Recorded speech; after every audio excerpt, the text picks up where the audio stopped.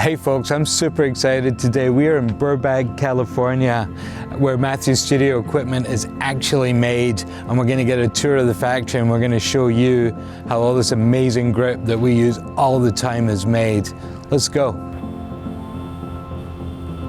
Whoa, how you doing? Welcome to Matthew's. Nice to meet you. Right on. It's a pleasure having you.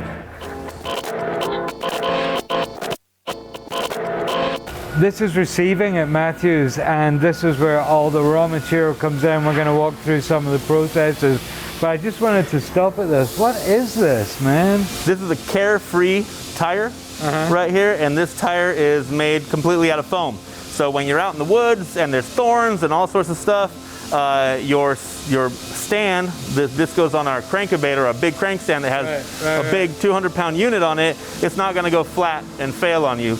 It's completely foam, so you're not going to puncture it. It's Carefree. Wow. And how often do you have to replace that? We don't. So some raw metal. Here we go. Heavy metal. This is how this stuff comes in. So it all comes in raw, and we stack it up here, and you see they have all the part numbers, all the descriptions, because when it's time to start making a new stand, a new piece of grip equipment, it all starts here with all the raw material.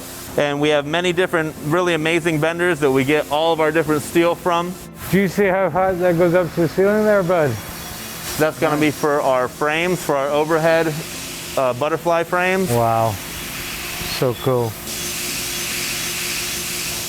And this is where we're going to be cutting everything down to size. And you can see now those big 20-foot lengths, 18-foot lengths have now been cut into more usable dimensions, which are going to end up being what we start drilling holes into, notches, so that they can be fit into a finished product. And you cut every day? Every day. This machine does not stop cutting. And everything you see here in a week and a half, it will have to be restocked. So you can pretty much look at anything and go, I know what that's for. Now I can. Yeah, this is for our round, for our solids and our floppies. Right. Then our cutters and our bottomers and toppers. That'll be this 3/8 stainless steel frame. And it's tubing right here, which is really cool because you want it to be strong, but you also want it to be. So this one right here, since you see it isn't, and I can show the camera, this guy doesn't have a hole in it. So this is going to be the mounting pin. This is what you're going to bite in the C-stand. Because it is completely solid. Right. Well, if they're hollow, they're made to be the outside of the frame so that they can stay lightweight and have structural form to them. Right. So you have to start looking at things because what you see might not be exactly what you think it is until you dig a little deeper. Wow. I would not want to be the guy that has to know what everything's for. That's Mo, the guy that runs around back. This guy right here knows. He knows that's what everything the walking tribal knowledge factory right there. He's amazing. So these have been cut and then finished? Totally, and that's how you see that edge has been kind of sanded down, because this will now go into probably either out for coating, or they will need to add holes in it, which is what we do in our CNC cabinets. So now you can see that this piece now has been through the CNC and all the holes have been made right here. So now that this, whatever it's going to be, this will be a frame of 8x8. It looks like an 8x8 overhead frame. And now they'll be able to put the insert in, put it in place, and then make a weld so it's ready to go. So you start seeing that things are getting from being a little more raw into a more finished state. So now that we're getting over here, it's going to get, as we continue, it's going to get louder and louder because these are our CNC cabinets right here. These have all the different drill bits and the way to make holes and make notches and really start forming all this steel and all this aluminum into the shape and the dimensions that we really need it to be. This is actually called a chamfer. That little bevel right there is called a chamfer.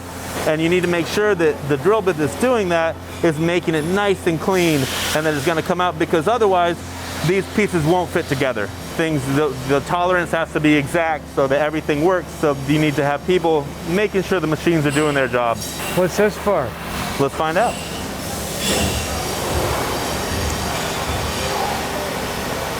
I have no idea. It's a bottom cup. It's a bottom cup. It's a bottom cup. It's a bottom cup. We'll find something that I know. So this is just a big aluminum bar. It's heavy, it's awesome, and it's probably going to be cut into smaller pieces to make receivers, to make, you know, different parts for our C-stands, different milled pieces, and that all happens in these lathes. So this is really cool. One of my favorite things is all of the non-used material, everything that's removed. That's art. It's beautiful. Is there anything that can be done with this? Yeah, we send it back and they melt it down to make new stock. Behind us, and all these machines right here are all our manual machines that are completely operated. And this is actually people working on, you still use them? Still use them. We use them for repairs, for one-offs, for small batches. When these are doing a different job and we don't want to stop the program, we do repairs and smaller batches and smaller orders and other pieces of finishing. And then we have the old manual lathes on this end over here. And it's a way that we can continue to use, you know, this investment and be able to keep the other machines running. And if we have something that we're only going to make 20 of, it doesn't make sense. You're not going to set it up on a CNC machine. Exactly. So that's done manually. Completely. I know what these are. Yes, there they are. And this is that bar stock that we looked at over there. This is that solid piece of material that is for the mounting piece. And then everything else on this is going to be tube. So here's that hollow tube. And I also use this, I take it camping. You want to come through, my brother? One of our premier welders right here, making sure it all comes together. They have a hot job. Yeah. They sit there in the heat. So this guy, I take it camping to stoke the fire, but normally we use them for all of our stainless steel frames. The cool thing about these is that we used to have our stainless steel version and then we would have the non-stainless steel version. In Japan, they wanted everything to be stainless steel because everything would get oxidized. They have salt water all around them, so they requested that we'd make everything for them stainless steel. So we would have the Japanese version and then the US version. People in the US got word of it and they said, hey, I want stainless steel. You telling me you're making better ones for the Japanese? I'm like, hey, they want everything amazing. They really have oxidation as a big issue. And they say, well, we want stainless steel too. So instead of having an A and a B, we just got rid of the old ones and now everything we make is stainless steel. So this jig is awesome. This one right here has all of our different size frames. It has, you know, like the doorway dolly, like all these different little pieces that you see and all these different little channels are made for different dimensions of frames. And if you don't know what you're doing, none of it makes sense. but somebody it's like the Da Vinci Code here, right? I mean, you really got to know what you're doing. And then these are all of our welding bays, which is what Matthews is all about. It's just made out of metal. This is where it all comes together. Okay, so I've been watching a ton of YouTube about welding. What kind of welding is it? We do all sorts of welding because we use all different materials. So we do TIG welding, MIG welding, because we're doing stainless steel, we're doing aluminum, we're doing all sorts of different mild metals, and so we need to be able to do every type of welding that there is. And the really cool thing is that we love to educate from within.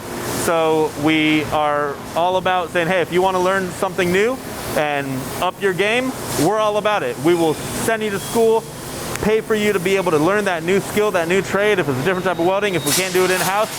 People that wanted to go from the manual machines and start using, you know, we've got these new CNC machines. That doesn't mean we're going to get new people. We're going to send those people to learn the new CNC machines, send them to school so they can come back and continue to be part of the family. So now we've seen where the material comes in, where it gets cut down, where all the holes and notches are made in the CNC machines. We've seen welding. And now all of that material will go out for coating so that it can get anodized, powder coated, whatever coating is going to be on there to be able to protect the metal is going to happen off-site. And then it comes back in and ends up in assembly, so everything can start getting put together. Oh, you actually put it together? We assemble everything right here. We got massive You don't send it out in a kit like IKEA? No, nobody likes that. No. We're walking into assembly, and now it's gonna all be put together right here. Christian is filling up our sandbags. That's the biggest sandbag I've ever seen. It's a big one. Ah. And you see they're in these bags, which is really great because when you sew them up, if you don't have them in bags, it's going to clog up your machine. But people actually buy pre-filled sandbags. Yeah. I don't know. Yeah, we ship them. We usually buy sandbag and fill it up. Fill it up. Yeah. We also have those. We call them flyaway bags. Right. And a lot of times it's smart to be able to get those, and instead of putting sand in them, you put bottles of water in them. Folks, this is a sandbag. I really need to use them more. Mainly I don't because I can't carry them. You gotta keep it safe. So you see here, these are bazookas that are being assembled, and then you start seeing everything in its finished form. So this space is constantly evolving depending on what you've built, what needs to be assembled. Correct. So there'll be maybe bazookas here today, but something else tomorrow. Yesterday they were runway bases. A few days before that, they were our sliding leg C-stand, the 040 model. You start to know things like by their numbers, but yeah. So as you see the week progress, you see different batches coming through. And it also makes the people that work here super skilled because they got to know a lot of things. It's not just like for days on end. Exactly. It's like, you're learning different things, and also teaching one another because everybody wants to learn something new. It's you know, when you have one task that you do every day, just turning that one thing, it can get boring and you can get very complacent. But when you have something new and something different at your workstation, you have to work on that project, and it's project oriented instead of just being the same thing day in and day out. And if you hate it, it's gone in a couple of days till the next production run. Keeps it more interesting. Cool. And that way everyone can cross-train each other so everyone can help each other out. Brilliant. And then this is pretty cool right here. Nuts and bolts construction we were talking about earlier. Right. So you need all these nuts and bolts. So these caddies are just full of washers and nuts and bolts and screws and grommets and gaskets. And what's so much more interesting to me is they're all labeled. Yeah, and you know what? If we don't, somebody knows where everything is. They do. They totally do. And it's all, you can go into our little computer program. It tells you how much of everything we have. Because if we don't have 2 of these bolts, an entire run of something can be delayed. So our planning department has to make sure that before we start saying, all right, we're going to make 50 crankovators this week, we have to make sure, or in 2 months from now, which is more realistic, we have to make sure that everything is in stock and ready to go. Because if you don't have the nuts and bolts, who cares if you have the big columns that we machined and everything? Because without these small pieces, nothing goes together. Can't put it together. And if you need extra pieces, you can always give us a call and we say, oh, you need that? We got that, which is great. And that will affect the count also, because we want to buy enough of everything and have enough in stock to be able to support our clientele, as well as being able to make new batches. Amazing, amazing. Cool stuff, cool stuff. This is a really cool boardroom made of grip. So we have dolly track, we have risers, we have an octagon board, which is like a hi-hat board with actual risers and dolly track tubing. None of it is chrome, that's actually high polished aluminum. Really? It looks amazing. It's pretty neat. Hey, how come my C-stands don't look like this? You just need to polish them up. So then you come into your showroom. This is it right here. Yep, this is our showroom. It changes with the stuff that we're really pushing. If we don't have something and people need it, we might just sell it right out of the showroom and then, need to wait ourselves for the next batch to be made, because that's how we make it in batches so that we can continue to have the quality that everybody is used to having our products. It's when people say, well, why don't you just make bigger batches? It's like, because we want to be able to truly control the quality of all the gear coming out of here. So we do it in reasonable amounts. That was amazing. I just had a tour of one of the coolest studios I've ever been in. Thank you, man. That was amazing. It's a pleasure. We love showing off our facility. We're really proud. It's just incredible. Just like raw metal comes in and C-stands. It's just blowing my mind. But now I feel very privileged to be sitting in the Matthews studio at the Matthews Studio Factory. And Martina's going to test my knowledge on some grip equipment, and I am pretty nervous about that, but what you got?